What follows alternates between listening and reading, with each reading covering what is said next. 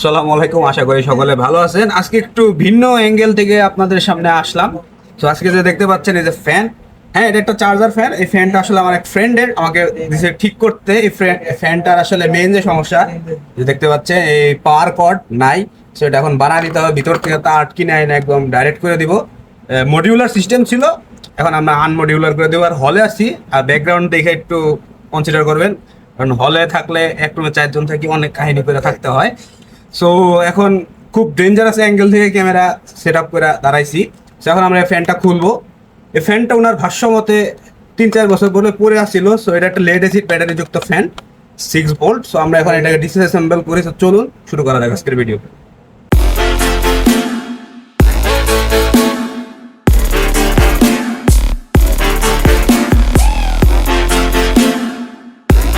সর্বপ্রথম আমাদের কাজ শুরু হয় মূলত যে পাওয়ার কর্ড দিয়ে, পাওয়ার কর্ড বানানো দিয়ে। এটা হচ্ছে মূলত একটা ফ্লেক্সিবল কেবল। আমি 3 মিটারের মতো ফ্লেক্সিবল, 3 ফুটের মতো ফ্লেক্সিবল কেবল নিছি।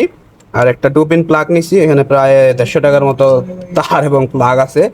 সো এটাই আমরা মূলত জাস্ট ফ্যানের পিছন দিয়ে এদিক দিয়ে ঢুকায়, এই জিনিসটা সিল করে দিয়ে এদিক দিয়ে একটা ফুটা করে জাস্ট ঢুকায় দিব।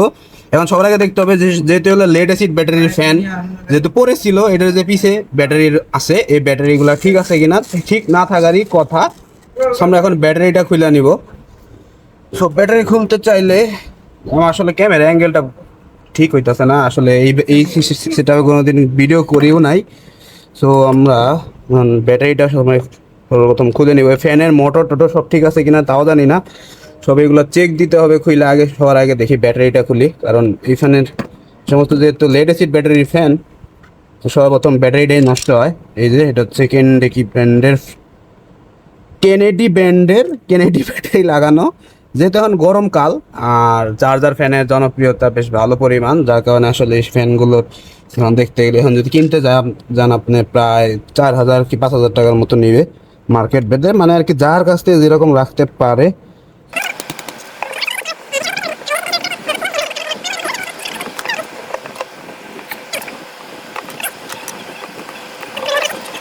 এই তো।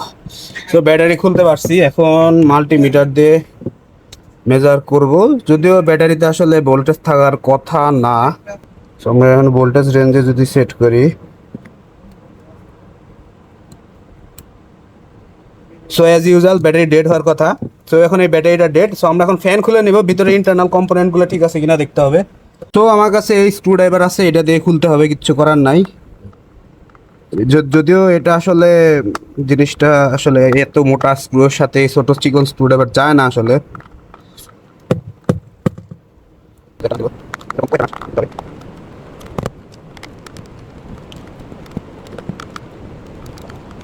তো মোটামুটি সবগুলো স্ক্রু খোলাই শেষ। এখন যদি, ও শেট, তেলাবাকা ফাক,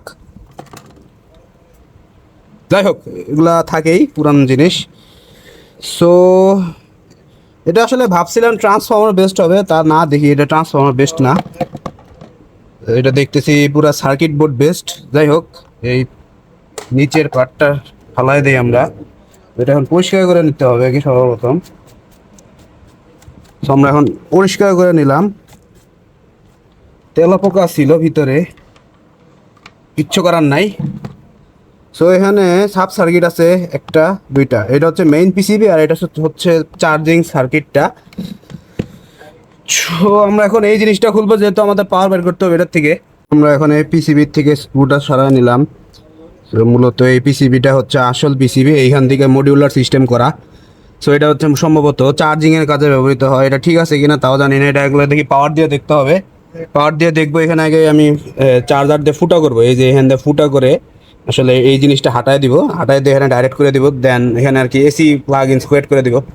মানে এই যে এসি কর্ডটা যে রয়েছে, এই এসি কর্ডটা ডাইরেক্ট এই যে তারটা এখানে ঝালাই করে দিব, যাতে ডাইরেক্ট হয়ে যায়, মানে আর কি কাজ সহজ হয়ে যাবে। তখন আর মডিউলার সিস্টেম থাকবে না।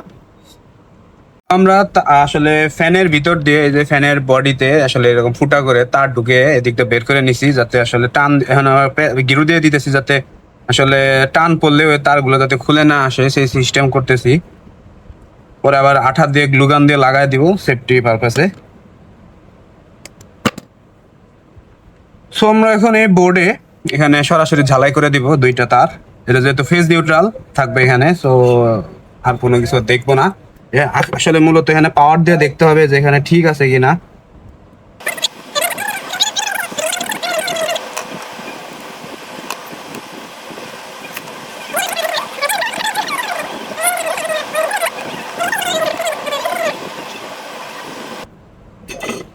তো আমাদের সাব সার্কিটে কিন্তু আসলে ঝালাই করা শেষ। তো আমরা এখন একটা ফ্যানের ভিতরে আবার লাগাবো, লাগায় তারপর দেখবো আসলে এখানে পাওয়ার আসে কি আসে না, দেন আসলে সব পুরো যাবে।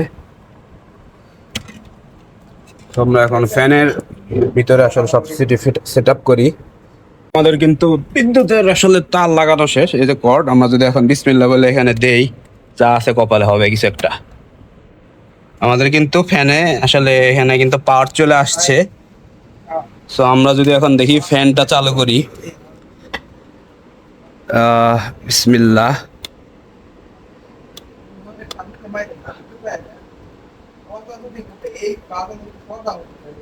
সুইচে সমস্যা আছে সম্ভবত, চলতে চলতে নেয় কিন্তু চলতেছে না। ফ্যানেও সমস্যা সম্ভবত আছে।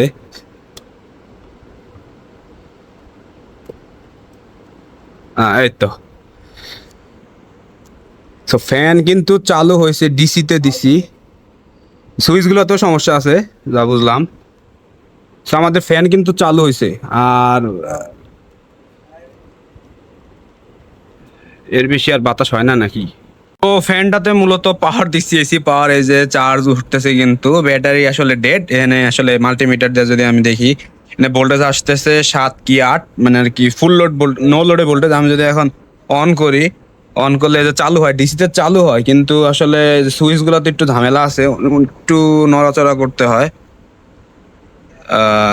চালু হয়। আর এখানে আসলে ডিসি ভোল্ট ব্যাটারির পাওয়ারে চলে না। এসিতে যদি দেয়, এসিতে খুব ভালো স্পিডেই ঘুরে, মানে আসলে কি বলবো।